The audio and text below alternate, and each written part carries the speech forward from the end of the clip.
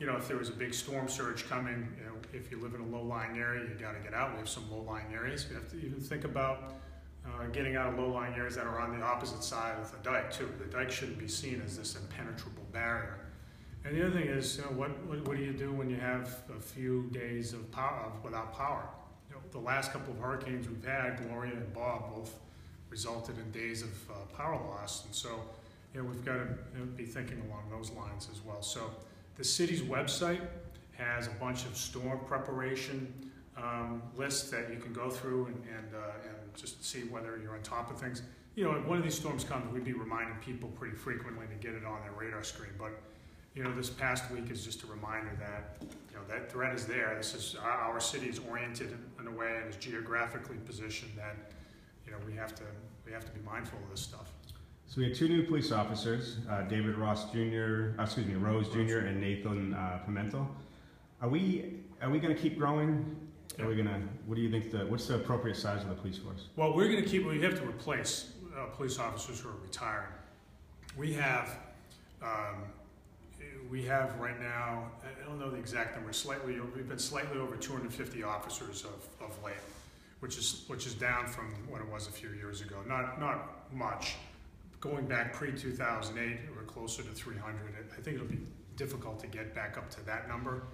I think the good news is that nowadays the police department is doing more with data, and that enables police to get their the police department to get their resources in the right places at the right time. So you and I have talked about this stuff.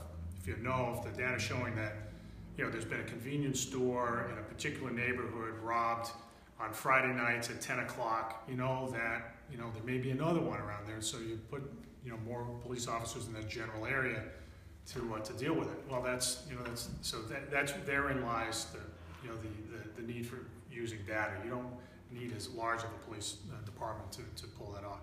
I think if you compare us on a officer per population against other cities, a per capita number of officers that we have, we actually are still higher than lots of other cities, Fall River being one example. Schools. So we just had a report come out. 9 schools showed improvement.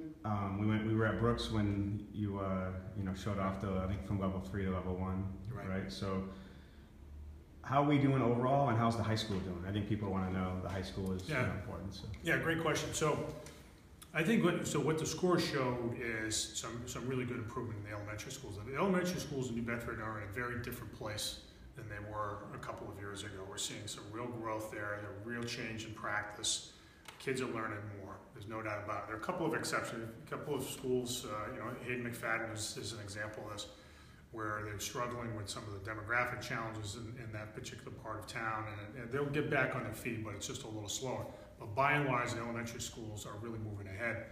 And what we hope is that is going to be a foundation that will support, as the years go on, the resurgence of the middle school and the high school as well. I think the high school is getting back on its feet. It's pretty clear to me. We had, the MCAS scores from this past that we just heard were, from a period in which there was still a lot of turmoil at the high school. Under Bernadette Coelho's leadership, things were much more stabilized. If you talk to folks at the high school, I think that students or teachers, they would tell you as much.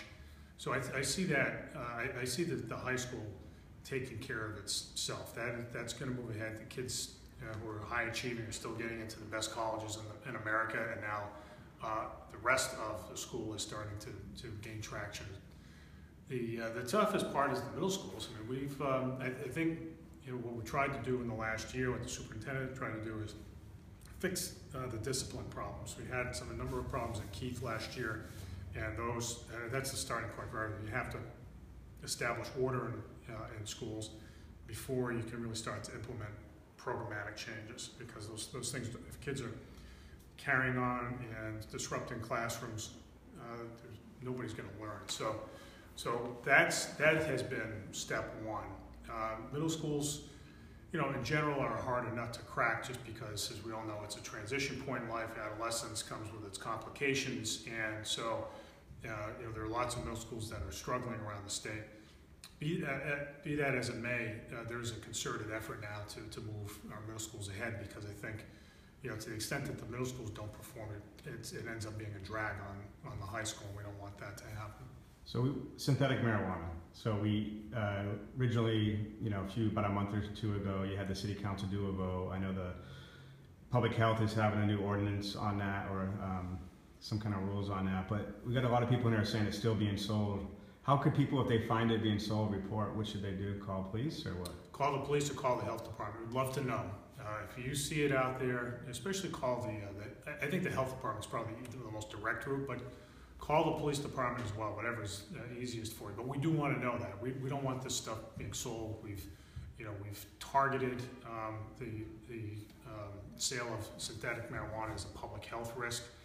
And so if people are aware of it, just let city government know. So homeless. So in fact, you can call the mayor's office if you want to.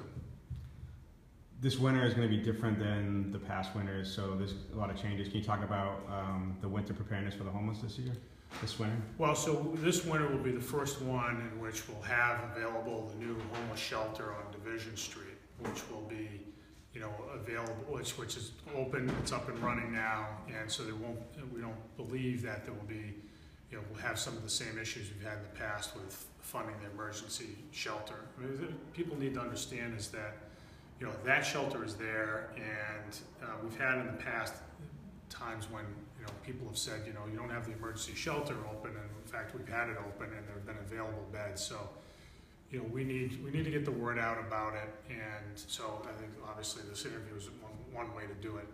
But yeah, that's up and running. It's run by Catholic Social Services. We want to get people off the streets in inclement. We want people off the streets, period, in housing, but particularly when the weather is bad and they're exposed to the elements.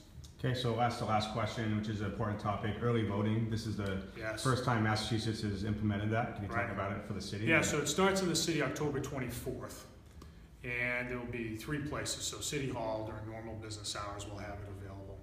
We will also have early voting available during business hours at the Wilkes Library and at the Holland Green Library. The Wilkes Library in the north end on Acushnet Avenue, and the Holland Green Library at the corner of Route 18 and Cove Street. So people it'll be readily available. We really want people to get out and vote, and it's an important election. I think I would encourage employers to give their employees time to get out and vote. Just make it happen. We really want people to show up at the polls. And I'm not using this time to pitch a particular candidate, but we want people to participate.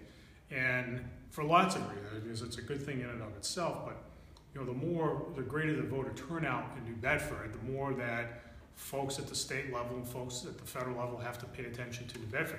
Recently, we've had very low voter turnout in elections, and when someone running for a statewide office looks at the math of the state, how do you get a majority of the votes to win an election? They look at New Bedford and say, well, although it's a city of 100,000 and that's it's an important place, if people aren't showing up to vote, then that means that it's not, just in the most expedient sense, it's not as important as we might think it to be. So we want them to know how important New Bedford is, and the only way we can do that is to, one of the main ways we can do that is to get people to the polls.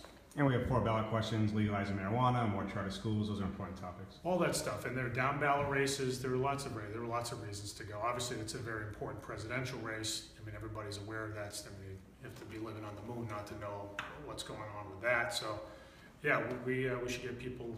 I really encourage people to get out and vote. Okay, so thanks for your time, Mayor Mitchell. Yeah, thanks, Mike.